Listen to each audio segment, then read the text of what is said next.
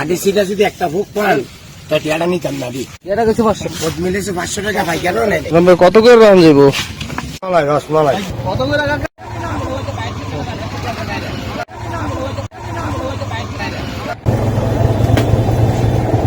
কত করে আসো ভাই?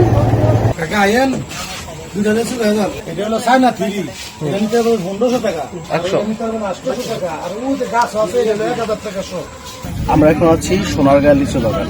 লিচু প্রায় শেষ, গাছে লিচু এখন কম, বেশিরভাগ লিচু পাড়া হয়ে গেছে, পাইকাররা লিচু নিয়ে গেছে। আপনারা যদি লিচু বাগান থেকে লিচু ছিঁড়ে খেতে চান বা বাসায় নিয়ে যেতে চান তাহলে খুব দ্রুত চলে আসুন। এই বাগান কি আপনারই নাকি লিজ নেওয়া? না আমার টাকাটা কিনে বাগান। আজকে আমরা এসেছি ঐতিহাসিক সোনারগাঁয়ের পানাম গাবতলী ও শোলাপাড়ায়। আজকের ভ্রমণ গল্পটা একটু ভিন্ন। আমরা এসেছি লিচু বাগানে। এখানে অনেক লিচু বাগান, আপনি ঘুরে শেষ করতে পারবেন না।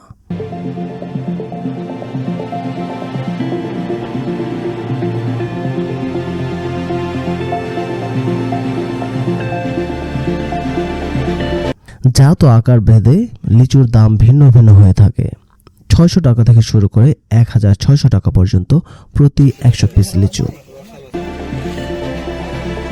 মালাই রসমালাই একদম তার এক সাইজ না হইতে রসমালাই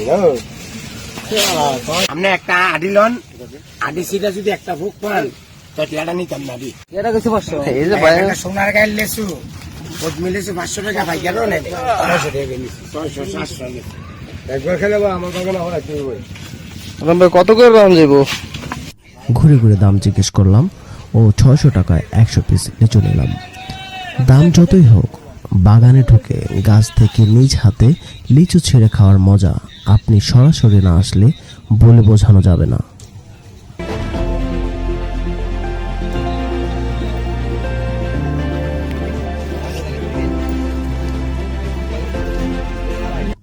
সোনারগাঁয়ের প্রতিটি বাড়িতেই লিচু গাছ আছে। রাস্তার পাশের কিছু কিছু বাড়ির সামনে মহিলাদের লিচু নিয়ে বিক্রির জন্য বসে থাকতে দেখলাম। লিচু নিয়ে আরেকটু সামনে যেতেই রাস্তার পাশে কাঁঠালের বাগান, থরে থরে কাঁঠাল ঝুলে আছে।